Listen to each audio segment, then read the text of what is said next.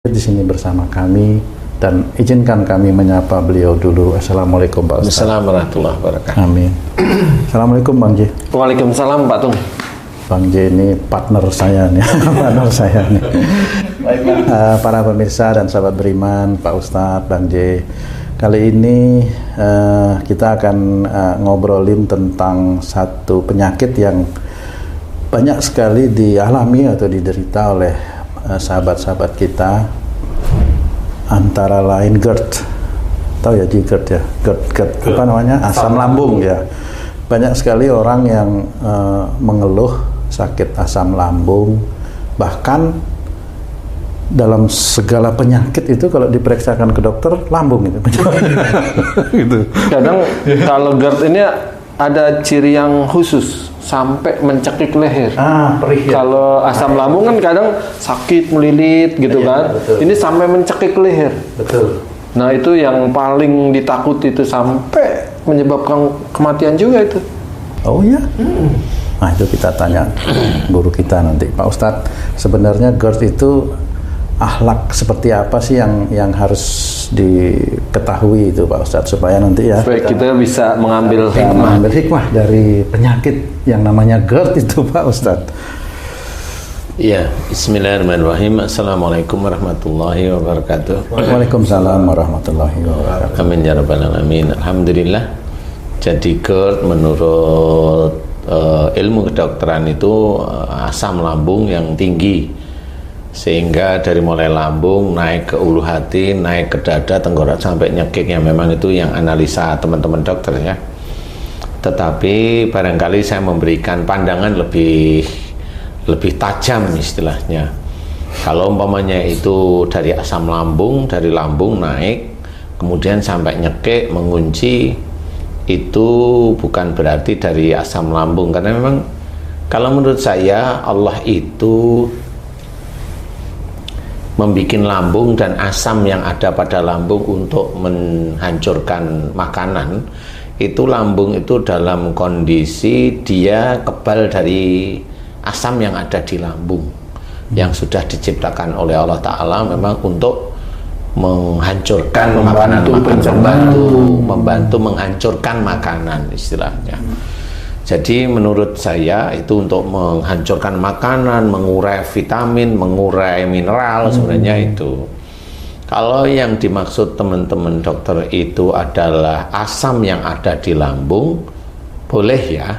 Tetapi kalau saya lebih menuju ke arah ada sesuatu yang ada di lambung yang menyebabkan itu munculnya GERD. Kalau teman dokter bilang GERD, makanya GERD itu sulit untuk diobati. Selalu kumat seperti itu. Nggak bisa tuntas. Nggak bisa. Jadi semua penyakit itu biasanya nggak pernah bisa tuntas. Semua penyakit, walaupun itu gatal-gatal, nggak bisa. Mereda sebentar, iya, tapi nanti gatalnya muncul lagi.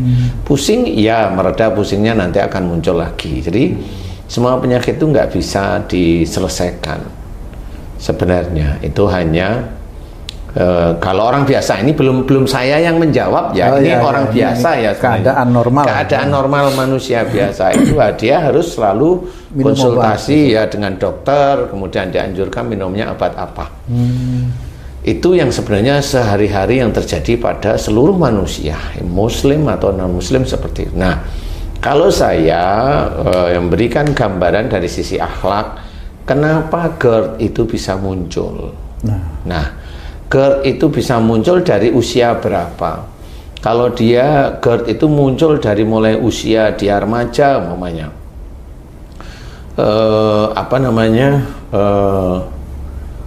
di usia 20-an, sebelum 20 atau di atas 20, GERD itu muncul sampai seterusnya. Nah, biasanya GERD itu memang nggak bisa sembuh. Ya. Dia harus ke dokter terus-menerus, dan itu kalau nanti suatu titik-titik tertentu memang nggak bisa, ya dia meninggal karena GERD. Ini kalau itu sudah takdir manusianya itu sendiri ya. Nah, kalau menurut saya dari sisi akhlak itu dari mana? Kalau seorang anak muda atau mbak-mbak atau mas-mas yang di usia di bawah 45 terkena GERD, itu biasanya ada beberapa macam masalah. Macam yang pertama, masalah yang pertama adalah dia emosionalnya tinggi. Dalam hal apa ini Pak Ustadz emosional? Emosionalnya dengan orang tuanya tinggi. Jadi anak muda itu kan selalu bersanding dengan ibu atau ayahnya, kan selalu bersanding. Jadi jarang dia bersanding dengan orang lain. Iya, bersanding dengan orang lain pasti keadaannya happy. Jarang orang yang bersanding dengan orang lain itu keadaannya sedih terus. Keluh kesah itu jarang. Keluh kesah itu kan jarang. Kalau dia malah. Iya, betul. Walaupun dia tinggal jauh dengan orang tua, pasti komunikasi juga emosional. Ya rata-rata seperti itu. Nanti kan itu bisa kita set satu-satu ya Ci ya. Jadi yang pertama adalah kalau dia di bawah 45, dari mulai usia 20, 17, 20, 25, 30, 35 itu rata-rata dengan orang tuanya, khusus yang belum menikah ya. Nah, GERD ini diawali dari marah yang kuat. Jadi GERD itu di perut itu urusannya dengan keluarga. Jadi persoalan keluarga, menyaring yang baik, kemudian membuang yang buruk, kan seperti itu ya. Lambung itu dihancurkan. Jadi kalau ada masalah itu dikomunikasikan. Makanya dalam Islam wasawirhum fil amri itu kita butuhkan di dalam persoalan-persoalan keluarga. Jadi musyawarahlah kamu dalam segala urusan dunia sebenarnya. Jadi Allah sudah memberikan contoh, kita itu disuruh musyawarah semuanya. Jadi GERD ini adalah emosional di dalam keluarga, marahnya kuat. Marah kuat itu macam-macam, bisa dari genetik, mamanya ayahnya emosional, ibunya biasa, kemudian punya anak cewek emosional kayak ayahnya. Nah, ini berantem terus sama ayahnya. Nah, ini nanti insya Allah bisa kena GERD perut. Ya, itu satu, marah emosional, marah dengan orang tua itu nomor satu. Karena sama orang lain jarang, karena kalau dia berkomunikasi dengan orang lain, bersosialisasi, kalau nggak nyaman kan pergi dia pasti. Iya benar. Tapi kalau dengan orang tua kan dia nyaman nggak nyaman itu kan dia pulang pasti. Iya. Ada sih sebenarnya kalau lagi nggak nyaman sama orang tuanya, nggak mau pulang, ada Beberapa hari gitu. Sampai umpamanya ibunya itu nyari, Masya Allah. Tung kamu itu pulang kayak Atau gitu. uang bekalnya habis, pulang. Iya, uang bekalnya habis buat apa? Sekolah kagak gitu ya. Apa tuh? Habis buat miring-miring nanti ya. Jadi GERD nomor satu adalah emosional, marah yang kuat di dalam keluarga, entah sama ibu, entah sama ayah.